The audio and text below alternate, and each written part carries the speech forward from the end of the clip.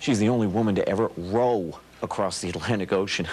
3 years ago, Julie Angus and her fiancé went on a journey that took them through 4 cyclones and 10,000 kilometers of shark-infested waters. The trip earned them the title of National Geographic's Adventurer of the Year, and now Julie shares her incredible story in the new book, Rowboat in a Hurricane. Great to have you here. Thank you. It's you a didn't pleasure. mean to go through the hurricane, so that was not the idea, right? No, it certainly wasn't. We planned our route quite carefully so we wouldn't be in the hurricane belt until well after hurricane season. What was your route? We left from Portugal and we went to Costa Rica, so it was an almost 10,000 kilometer journey. And you timed it to make sure that you would never have to go through this. We did. You know, we timed it so that we would encounter the best weather, least likelihood of storms. But it was, we were hit by 2 hurricanes, both of them anomalies, the most northeastern hurricane in history, and then a hurricane after the season ended. Julie, for the love of God, why? I think my father said that. Why would you do this? Well, for me, I mean, there are several reasons. One, it is an incredible challenge, and I was looking for that sort of an adventure. And the other one is it's an opportunity to experience the ocean in a very unique and intimate manner. And from a biologist's perspective, that was something that really appealed to me. Well, that boat came kind of close to you there, didn't it? It did. We had a few close encounters with boats. That was a freighter. We were in very rough waters, and it's difficult to see any great distance. And I opened the hatch to check out, and there was this wall of steel next to us, and it was a freighter that was about to plow into us. But fortunately for us, we're so light, so the bow wave pushed us aside. But what's it like being in a hurricane in a rowboat? It is terrifying.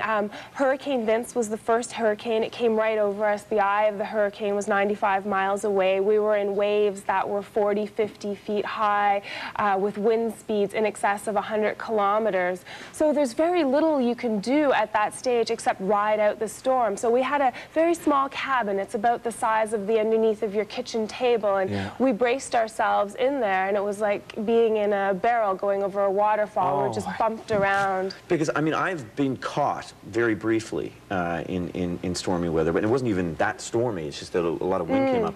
And there's nothing quite like being on a boat, and I was on the second level, looking out at water. I mean, waves, you know, that tower over a boat, but you're in a rowboat. It's absolutely terrifying, and these are breaking waves, and they carry with them so much force.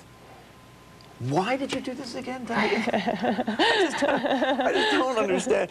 Had you had any experience with rowing before? I did, yeah. I rowed at home with the Vancouver Rowing Club, but of course when you're rowing, it's a much different environment. The boat is much different, and rowing a big boat like we had, which weighs about 700 kilograms, is a completely different experience from rowing a shell. Because, I mean, you look like you're in great shape, but that takes a lot of strength, I guess. It is, and you know, we are rowing for up to 24 hours a day. We row in 2-hour shifts, so each of us is rowing for 12 hours a day. So it is a lot of, it's a great deal of endurance and strength, and we were out there for 143 days.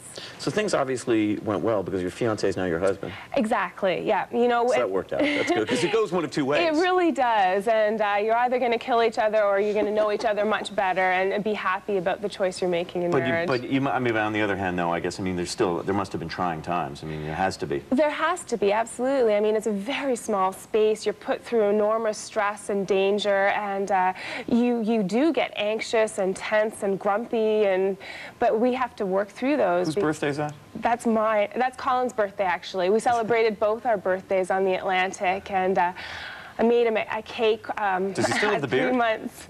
No, he doesn't. He cut his beard and his hair. My father said he had to shave if we were going to get married.